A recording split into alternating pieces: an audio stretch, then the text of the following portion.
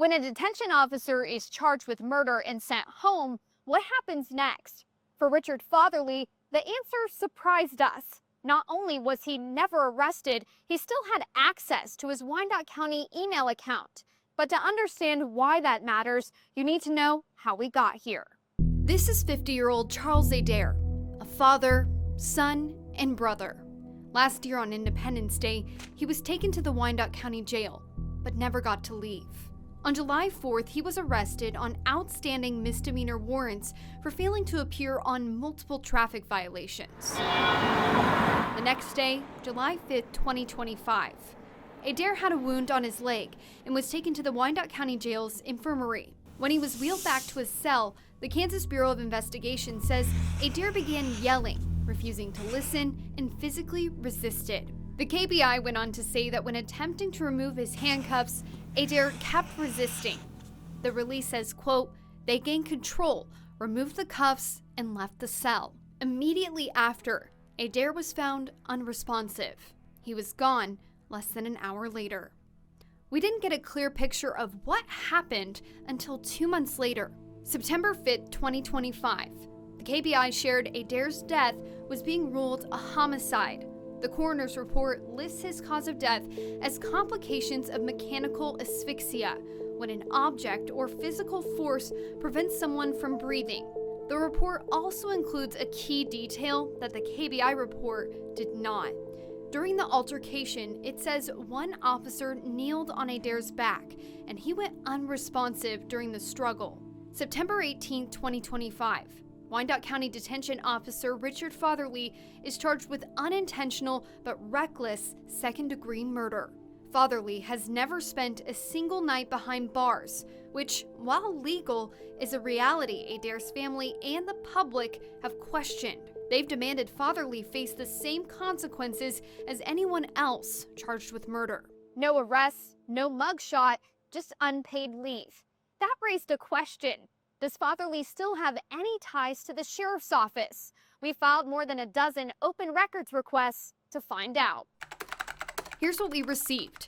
More than 400 emails showing Richard Fatherly still has an active sheriff's office email account, and he's been using it. There's really no reason that should have been a possibility. Steve Lieben is a UMKC law professor who spent 27 years on the Kansas bench, including 13 years as an appellate judge. The emails show three things. Fatherly was still treated in some ways as an active employee. He was still in contact with co-workers, and he was still talking to witnesses in his own murder case. On October 12, 2025, less than a month after being charged with murder and placed on unpaid leave, Fatherly received this email asking for overtime volunteers. He replied within a minute saying, "I'm in." Why was he on that email list? I don't really understand that. KCTV5 Investigates confirmed his last day of work was September 17th, 2025. These emails show Fatherly was still on the sheriff's office-wide email list, receiving a notice for mandatory use of force training in November. He replied saying he was on unpaid leave. The training deputy responded, quote, "Stop checking your mail," with an emoji. Fatherly simply replied, "No." Another email in December shows a jail employee discussing rosters.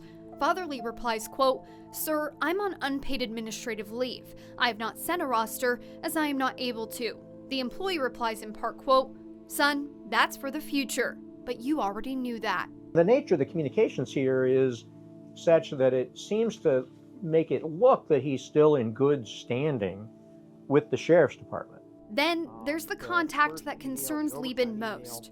In November, Ryan Schuler, who is listed as a witness by the state, sent a group email to more than 15 jail employees, including Fatherly.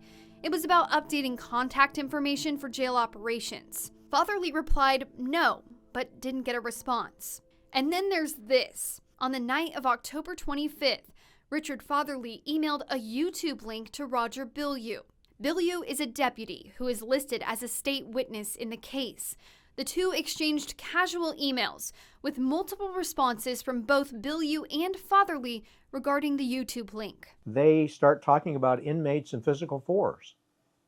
That's not something you want the person listed number 3 on the complaint as a witness to be discussing with the defendant before trial. All of this made possible because the Wyandotte County Sheriff's Office never deactivated Fatherly's email.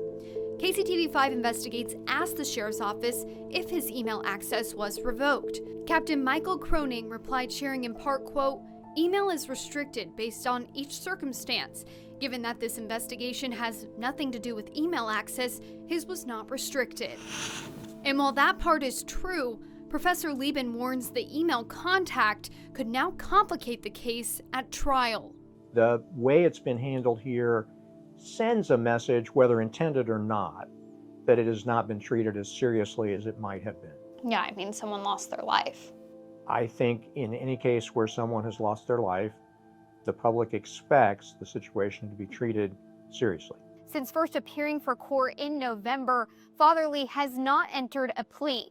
He heads back to court on April 13th for a preliminary hearing. Both the Wyandotte County Sheriff and the District Attorney's Office declined our request for an interview for this story. For KCTV5 Investigates, I'm Samantha Boring.